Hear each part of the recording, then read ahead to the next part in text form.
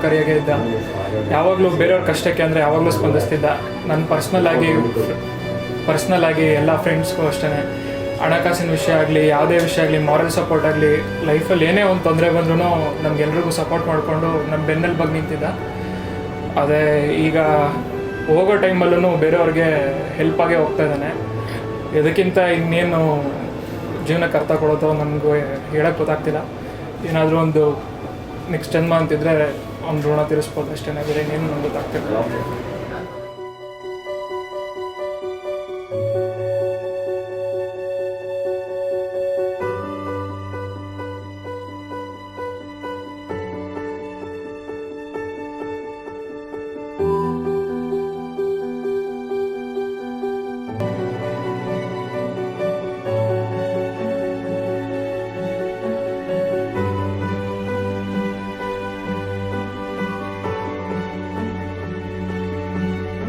ದೊಡ್ಡ ಗುಣದಿಂದ ಡಿಸಿಷನ್ ತಗೊಂಡು ಅವಳ ಮಗನ ಪಾರ್ಟ್ಸ್ನೆಲ್ಲ ಎಲ್ರಿಗೂ ದಾನ ಮಾಡಿದ್ದಾಳೆ.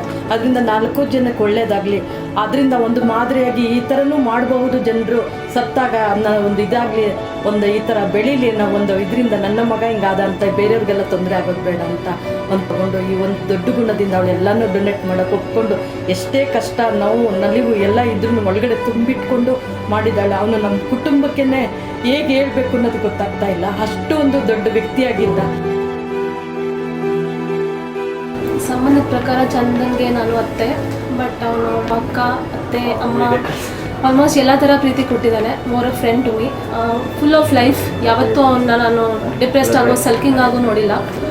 ಅವರ ತಂದೆ ವಿಷಯ ನರೇಟ್ ಮಾಡ್ಬೇಕಾದ್ರೂ he had a smile on his face. ಅಷ್ಟು ಒಂದು lively person, full of life. ಅವನು ನಮ್ಮ ಜೊತೆ ಇಲ್ಲದೆ ಇರ್ಬೋದು, but he has to live on ಅನ್ನೋ ಉದ್ದೇಶದಲ್ಲಿ ಫ್ಯಾಮಿಲಿ ಪೂರ್ತಿ ಡಿಸಿಷನ್ ತೊಗೊಂಡು ಆರ್ಗನ್ ಡೊನೇಷನ್ಗೆ ಮುಂದೆ ಬಂದಿದ್ದೀವಿ.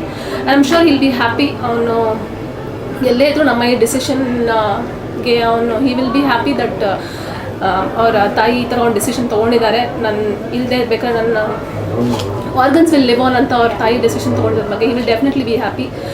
Thanks to Polo for the cooperation. ಮತ್ತು wish he rest in peace and is happy. ಎಲ್ಲೇ ಇದ್ರೂ ಸಂತೋಷವಾಗಿರ್ತಾನೆ ಅಂತ ಅಂದ್ಕೊಂಡಿದ್ದೆ. Let me start by paying my respect to the deceased organ donor who and his family have gracefully donated all the organs to save 4 different lives.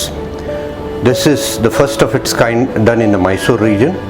We have been able to do a kidney and pancreas transplant in one patient, liver transplant in another patient.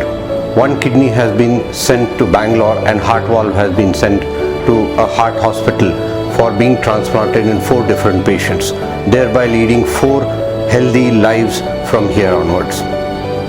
Pancreas transplant is first of its kind in the Mysore region. It is usually done in a patients who have insulin which is low in production and causes a kidney failure. So combined kidney and pancreas transplant is most often done.